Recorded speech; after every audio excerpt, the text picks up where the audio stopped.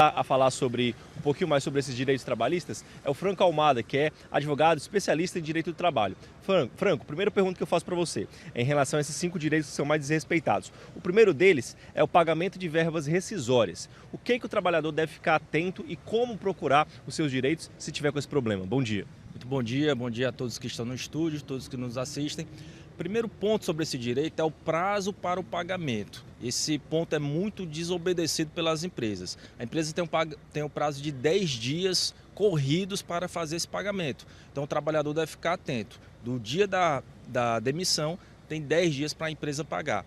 O que é muito comum também, a empresa pagar de forma errada e a empresa não pagar nos casos em que não tem um vínculo reconhecido, ou seja, a informalidade. Em relação ao não pagamento de horas extras, o trabalhador durante alguns meses acumulou umas horas, mas na hora de ser demitido, a empresa não quer pagar essas horas extras. Como fazer? O cuidado com isso é o trabalhador ter um controle junto com a empresa de eventual banco de horas que tenha na empresa. Então, se a empresa ela não paga hora extra, mas ela compensa o horário, o trabalhador tem que ter esse controle. E o segundo ponto de atenção é o trabalhador realmente registrar o horário real do trabalho. Lembrando que o registro, a jornada de trabalho, ela só é obrigatória a partir de 20 empregados para a empresa. Mas o trabalhador ele tem que ter o registro, ele tem que ter acesso a esse registro também.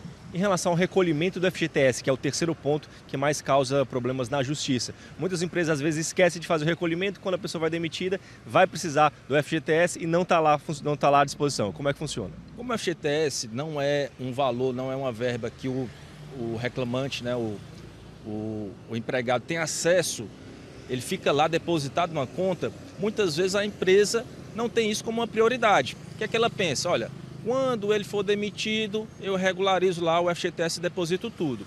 Agora o trabalhador tem estado mais atento a isso. Então o trabalhador ele tem que conferir, ele confere isso de uma maneira simples por um aplicativo, se regularmente, mensalmente, está sendo depositado 8% do salário dele lá de FGTS. Se isso não estiver sendo feito, é possível a rescisão indireta do contrato. Em relação ao quarto ponto, que é o não pagamento de insalubridade e periculosidade, ia falar peculiaridade, periculosidade. Como que funciona esses pagamentos adicionais por conta de eventuais riscos? Esses pagamentos eles são vinculados ao salário do trabalhador, no caso da periculosidade, e a insalubridade ela vai variar de 10% a 40% do salário mínimo. Então vai depender do grau de exposição do trabalhador ao adicional de insalubridade, ao agente de insalubridade.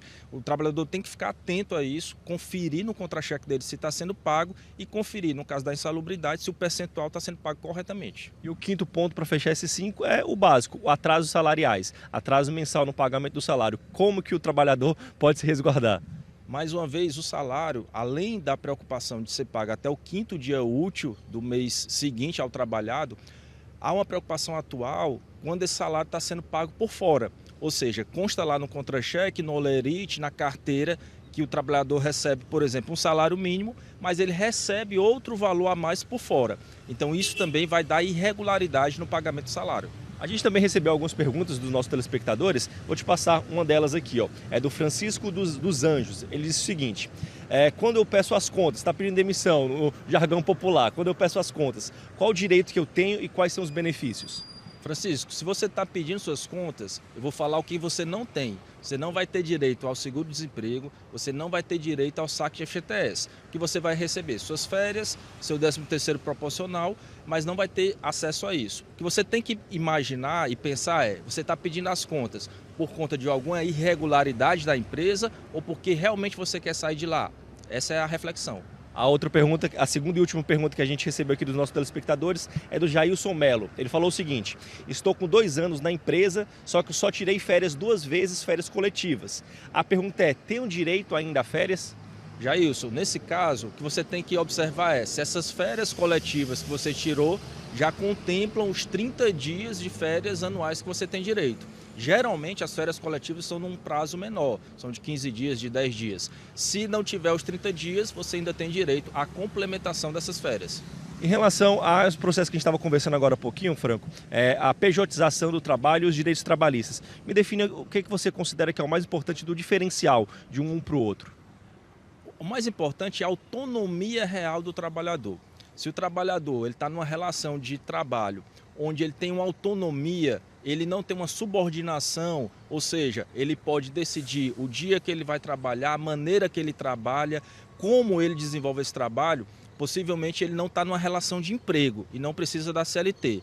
Agora, se o trabalhador está numa relação que ele não tem autonomia, ele tem uma jornada específica, ele tem um dia de trabalho específico, ele está numa relação de seletista.